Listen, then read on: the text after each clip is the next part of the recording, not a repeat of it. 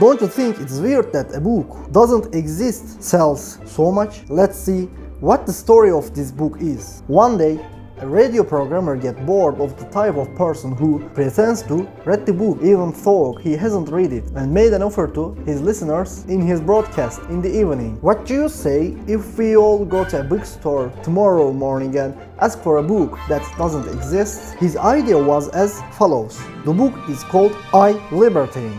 Let it be in the 18th century, and its author is Frederick R. Ewing. Of course, all of this failed. The next day, those who listened to the program went to the bookstores and demanded this book.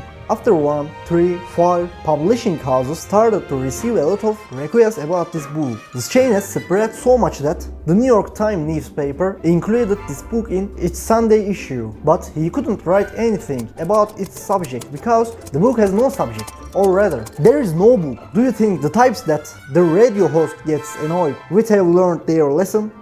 Let's see. The book spread further and people started to talk among themselves that they like some parts of this book and dislike some parts. One of them even used the phrase in an interview, "Ewing, the time has come for the public to discover this man." Almost everyone has an opinion about the book. In fact, a columnist even wrote that aside from reading the book, he went on a trip with Freddie, had coffee together and met his wife, Marjorie. The man also added Ewing's wife to the story. Finally, a journalist made efforts to read this book despite everything and finally found that radio show.